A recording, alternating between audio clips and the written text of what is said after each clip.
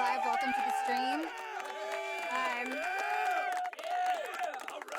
Intro's not really exactly how I'd like it, given the topic that I'm going to be discussing. So, first and foremost, let me check on a few things, and then we're going to get started. Again, if you guys have any questions, let me know. I've had quite a few different journalists, media outlets reach out to me for comments, given I'm sure you guys are here because you have been following the headlines over the last, good God, I don't know, week, 3 days, I don't even know. A little blurry in my mind at this moment. So we'll just kind of get this started.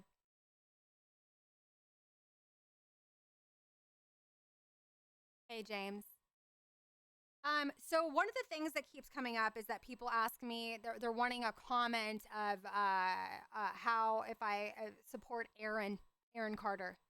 I 1000% support him for what he's done, speaking out, supporting survivors of the Me Too movement.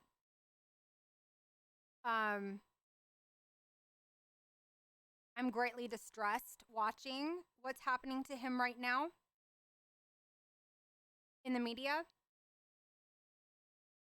I don't think it's being handled responsibly whatsoever. And I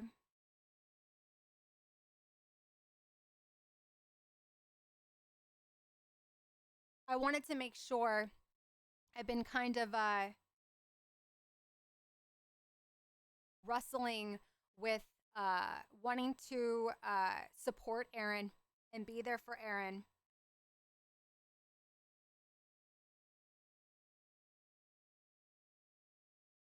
Because I know what it's like to tell the truth, to speak out and say what I know and share what I've experienced, and not have people back me up. It's the worst feeling ever. And I don't want him to feel that way. So this is the best way that I feel like, where I'm protected, where I'm kind of in control of what questions I feel like answering, and the subject that I feel like touching on. So I have been advocating for the last year and a half, almost 2 years, for myself as a survivor of sexual assault.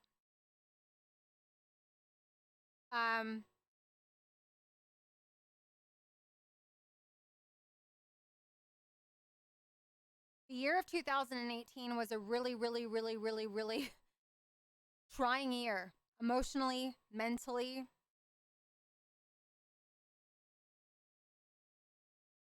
And I still feel like I'm fighting,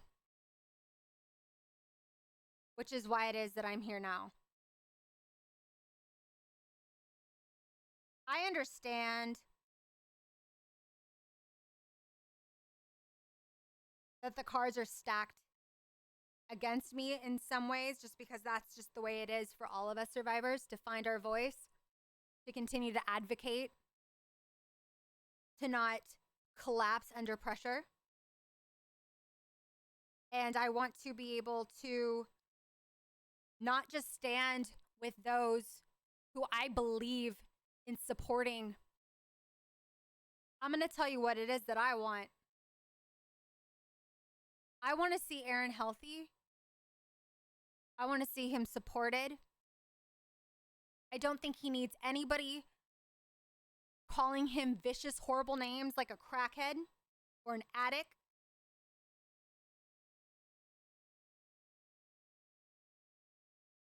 Do you know what I see? I see somebody with a good heart who's trying his hardest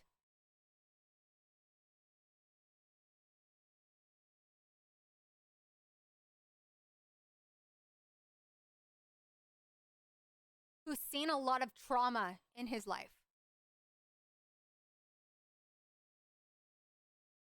I think people can say what they want about the way he's tweeting or the way he's going about doing this, but you know what? You don't have the right to judge him for the way that he chooses to speak out, because nobody does it perfectly. We're dealing with real stuff here. Not a persona, not a product.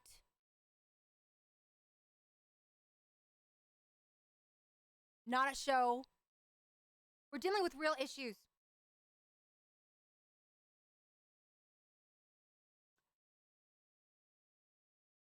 One of the things that I've observed, well, I guess this is my opinion on the way people have been responding to his alleged state of mental wellness.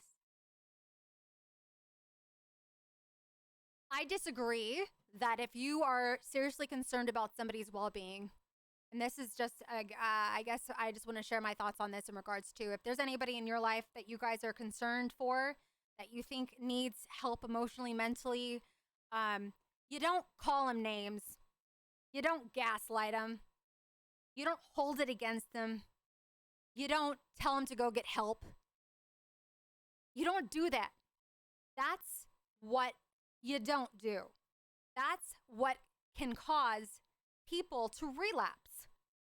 So if you really believe that he's a crackhead or whatever, your words, not mine,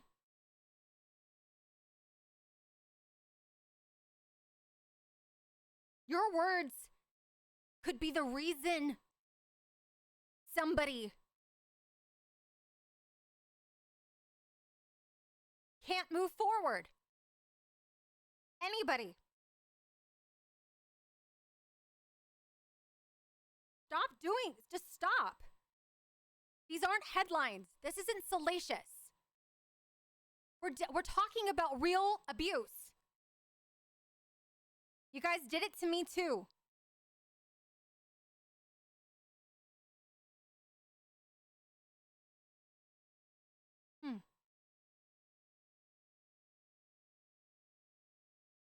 Trauma in the brain. I feel like a lot of people don't realize that, well, first of all, there needs to be far more education in the media about how to approach somebody who is dealing with trauma. Whether it is that you're talking about sexual assault, physical abuse, mental abuse, anything that's triggering to the point where they're having to go back and relive painful, painful, painful memories. People need to know that every single time we tell our story, we relive it over and over and over again.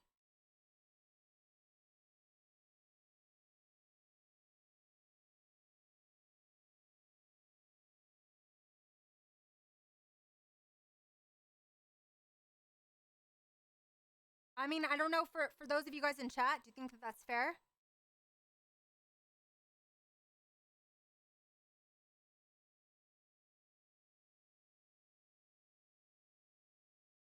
It's hard to advocate. It's really hard.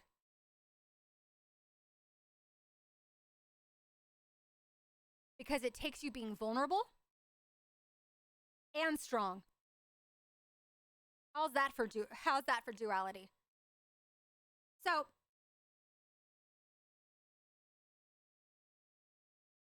I guess my observation is when I see people reach out to Aaron, and again, these are all my thoughts and opinions, right? He's been so open about his history of drug abuse. Nobody is highlighting the fact that he put his mother and helped his mother get into rehab. I think that's incredibly honorable. Anybody who's a recovering addict, at least from whom I've spoken to, in regards, my understanding is that it's totally normal to be taking medication in small doses because they taper you off. I mean, I'm no medical professional by no means, but that's my understanding of it. Now, if that's not true, That's why this is an open forum. Please correct me in the chat.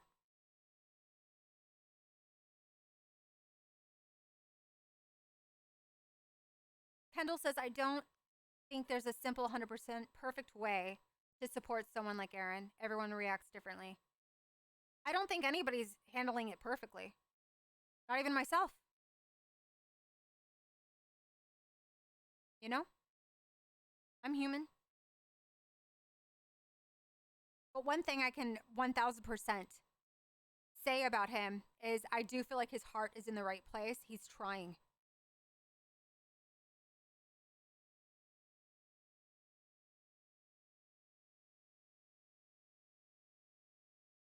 Yeah, there is no perfection.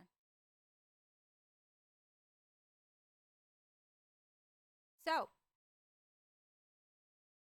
dealing with what is swirling around right now. This is the kinds of questions. This is what, from what I've seen, this is what the media is most interested in hearing my opinions on.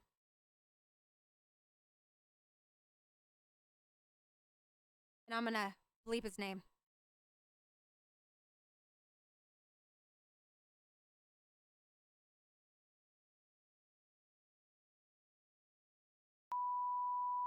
Filed a restraining order against Aaron.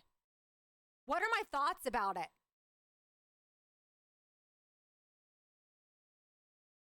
Well, I definitely have questions.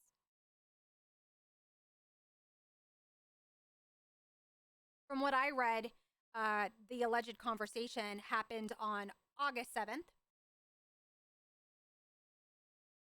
But the restraining order wasn't filed until what, like a day or two after Aaron and I live streamed and made it public that we were in contact. Now, I know that people will give it the benefit of the doubt, right? He just wanted to, give him a fair shot. He didn't want to file too quickly.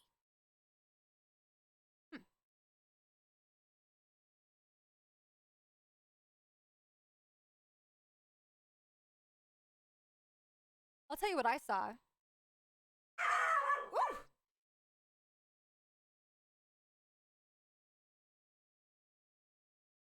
That scared me. I got a guard dog.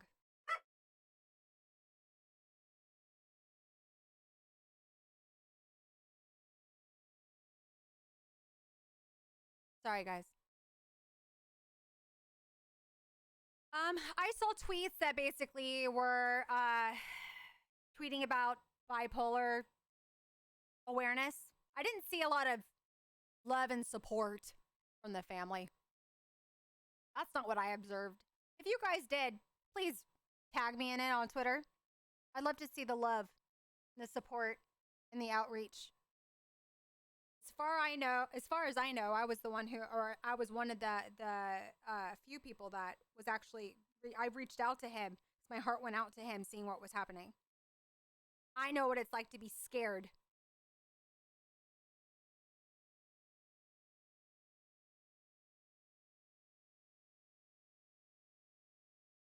So, something else that I wanted to talk about, and this is also what I think, somebody sent this to me and I went, yes, thank you. So, for that person on Twitter who shared this with me, I think that everyone needs to learn about it. Is anybody familiar with the reaction that certain perpetrators do? It's called DARVO. DARVO. Anybody in chat? I'd actually never heard of this before. And I feel like this is exact, if people want to know what I think about what's going on right now, this is what I think is going on. The definition of DARVO, okay, refers to a reaction perpetrators of wrongdoing, particularly sexual offenders, may display in response to being held accountable for their behavior. DARVO stands for deny, attack, and reverse victim and offender.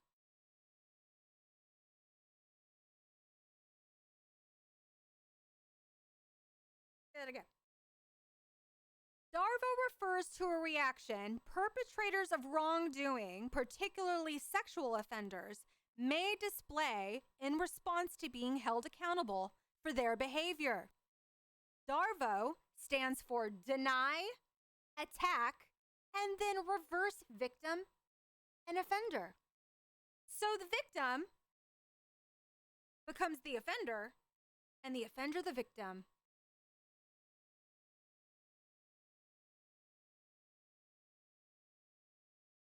Right? That's what I'm seeing. I know that happened to me. Oh, God. You guys all saw it. Right? Why'd you follow him on Twitter? Why were you a decent human being who sent condolences even though he didn't deserve it when his parents died? Or his father and his sister passed. But yet he didn't go to his sister's funeral. I didn't know that because I didn't follow him. Stayed away from him. But somehow I'm demonized for trying to find forgiveness, trying to display forgiveness, trying to heal and move forward. I'm demonized and questioned because I tweeted condolences once. He doesn't go to his sister's funeral.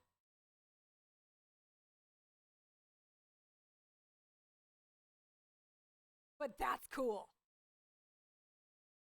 Nope.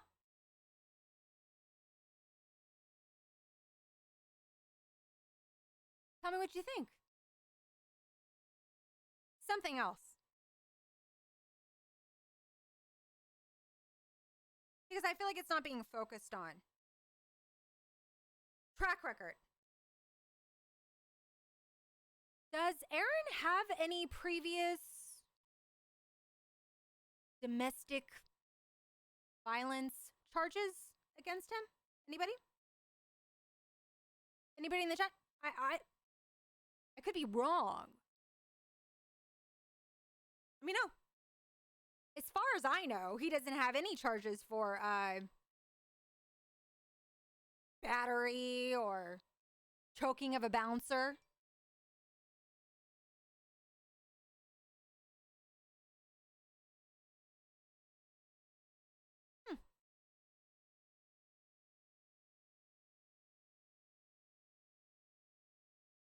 I'm also not really aware of any other police reports against Aaron Carter for sexual assault.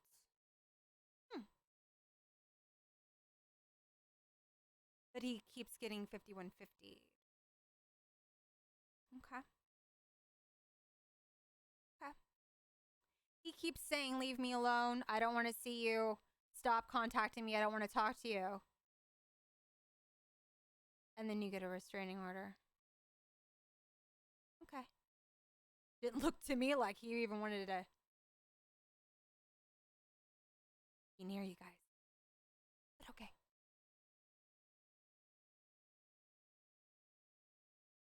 It's easy, especially given the nature and the sensitivity of what's happening in our culture, what we're seeing every single day. Without a doubt, it's a problem.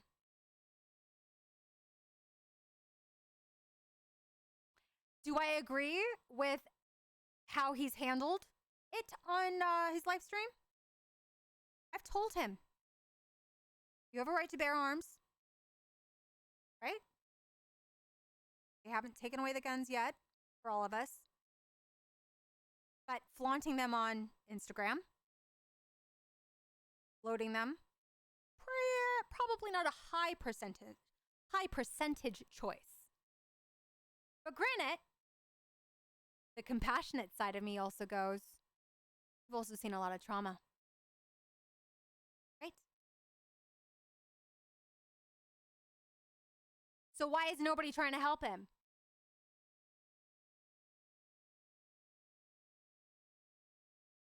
You know, I have a different perspective on this as well because I've been harassed, doxxed, threatened, slandered, amongst other things by much of the same people that I see doing the same thing to Aaron.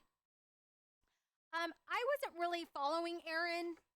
Not really. I wasn't following Aaron, correction, until basically I saw a tweet about somebody. And if for those of you guys who here are with me on D Live, you know, 4 or 5 days a week, you guys know that I have a James Charles voice here on my voice box. Okay, so it's a little not segment, but it's a little something we do when we laugh. Okay. Well, I thought it was weird because I glanced at Twitter. I wasn't really on it too much because I don't find it super healthy. I noticed that someone's like, huh, why is Go Lightly and Donique, or no, I'm sorry, Go Lightly and James Charles calling or on in Aaron Carter's live stream? I'm like, what? James Charles? What? Which I thought was weird because, right. So I went and I looked because I was curious, especially since Go Lightly was the woman who very, very, very, very publicly and without apology claimed to be talking to my abuser and his family.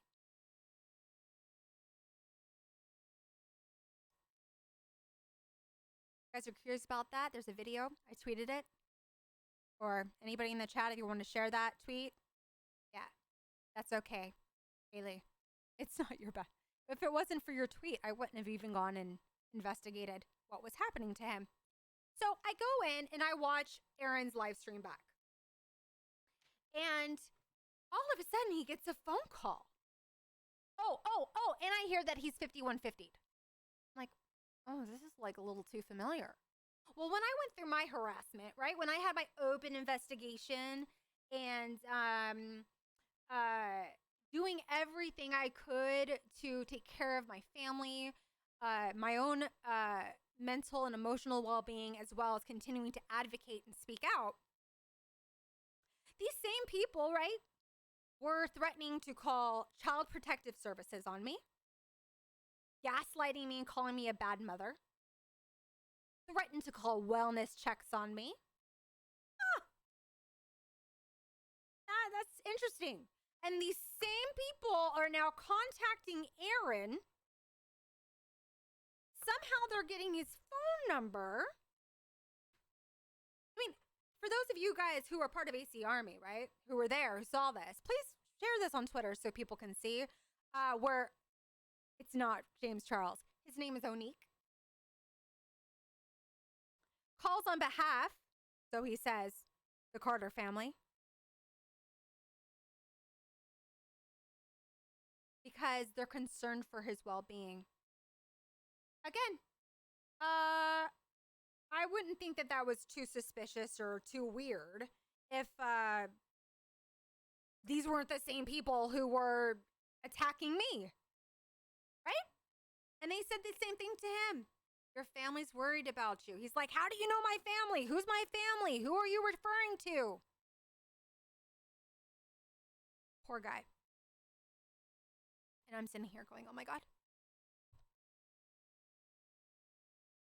They're 5150ing him constantly.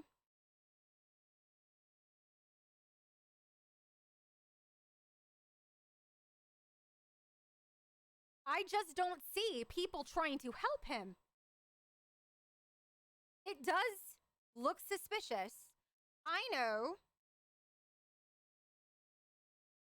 Yeah, 5150 is the California code for an involuntary psychiatric hold. Yes, exactly. And why aren't the family calling him directly? I think that's a great point. In fact, I saw him say that to Onique on the phone. He's like, you know, Why aren't they calling me? They have my number. Why would they send some random person that Aaron doesn't know to call him and say your family's worried about you? Meanwhile, they're the same people who harassed me and gaslit me. I'm saying the same thing. Forgive me. I'm a little triggered. That's what happens.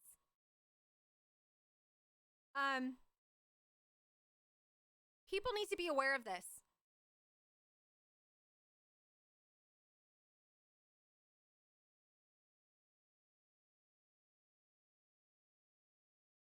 I guess with that being said, if anybody has any questions,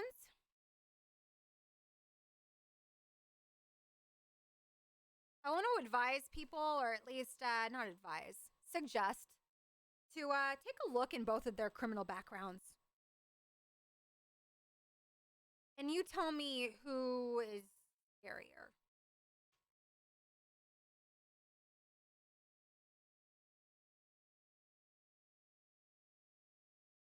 Kendall says, if you 5150 someone, it means that you're trying to have them committed to a mental facility.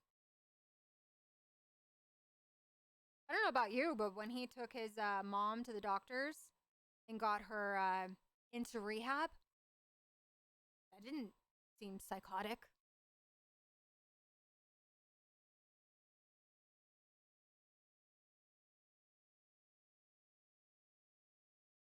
I love you, Lewis, too. Thank you. Hugs. So, yeah. So the floor is open. If there's anything that you guys are seeing on Twitter, because I know that you guys are seeing a lot of the rhetoric, a lot of the same sort of victim shaming. I'd also like to point out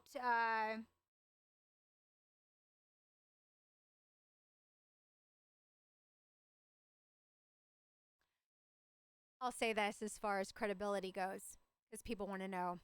He's put out a lot of stuff out there, a lot of information out there.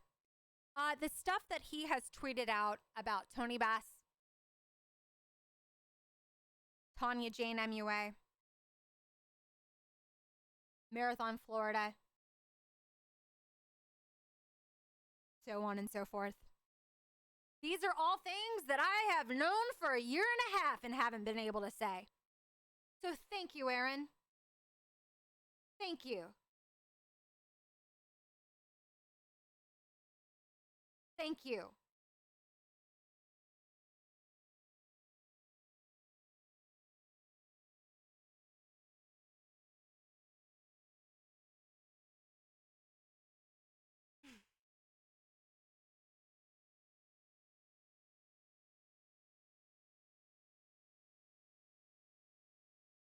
Lewis says, I've been around Aaron. I think it's a really good time. For any of you guys who actually have interacted with Aaron or have something nice to say about him, let's vouch for his character.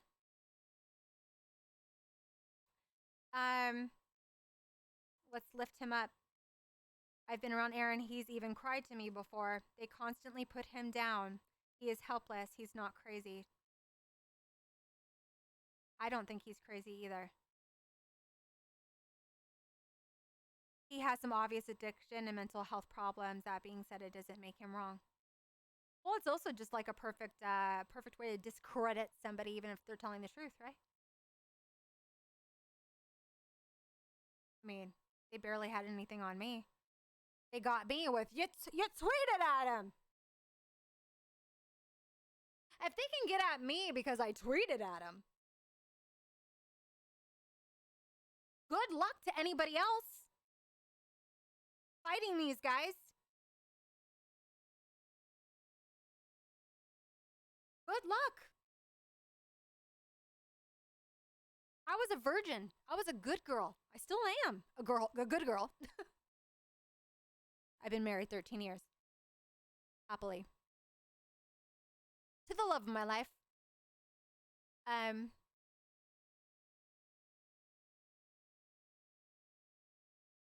Haley says, I've always thought he's had a beautiful strength in his sensitivity. Agreed. Lewis says he's not a crackhead. He has health issues, and he's vocal about that. You don't use somebody's illnesses against them. And this is something else. If anybody here is from the media, I just want to make a point. When you say somebody is struggling with their sobriety, there's a huge difference between somebody who is taking sobriety is a struggle in general for an addict. So saying they're struggling would like, oh, I'm sorry, do you have some insight with relapse or like what? He was every day for a somebody who's recovering. Every day is not a struggle. I think that that's a really negative way of putting it. Every day they're overcoming it. They're conquering it. So, all you guys, it's horrible.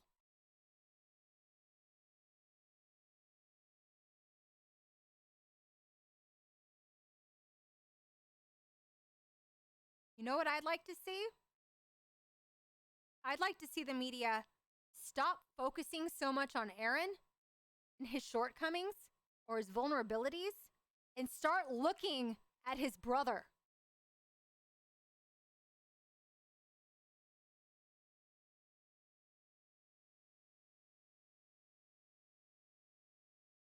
Start holding people accountable and stop turning a blind eye. You guys are enabling this. I'm trying. Who am I? Right? Who am I? You don't know me. I barely have a platform, but I'm doing the best that I can with the little one that I've been given. You guys have a platform. You guys have far more power than I do. You guys have the power to do something and make a difference in my life, in Aaron's life, and in all the other people who have spoken up that you've ignored. You have that power and the responsibility.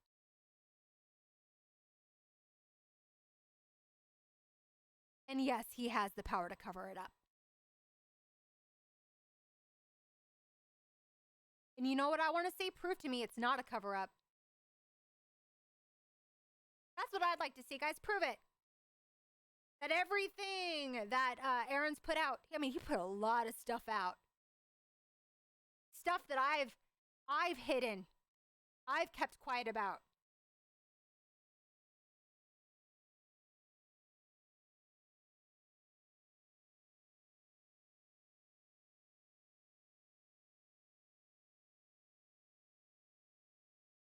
It's not fair that perpetrators get to be innocent until proven guilty. Yet those people like myself, like Aaron, and like every other person who have spoken up to tell the truth about their trauma and about the abuse that they've endured, for us to be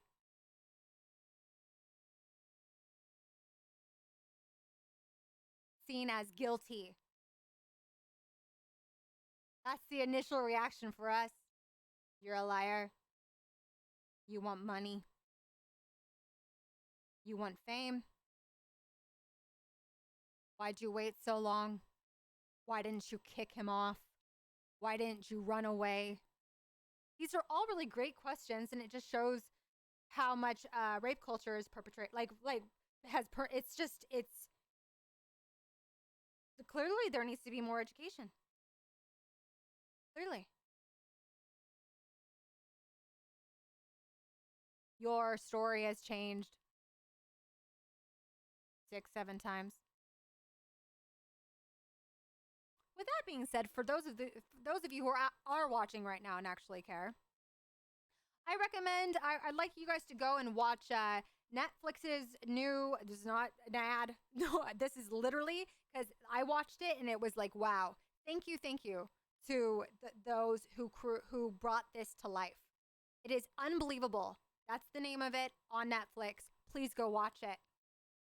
Because watching that young girl, the main girl, and her story, and how people didn't believe her, That's me. That's Aaron.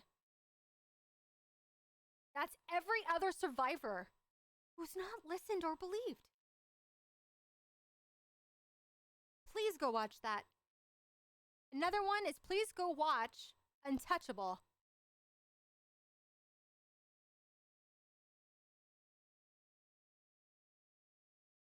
Which documents the brave women who spoke out against Harvey Weinstein. And thank you so much. I am so fortunate to be able to say that these women are my friends and they were there for me when nobody was. So thank you, Silence Breakers.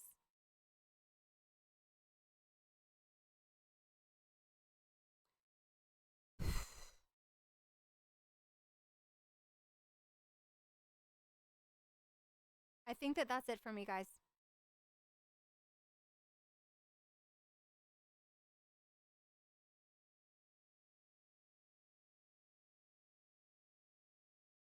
I guess my one ask is please don't let this go away. Please do something.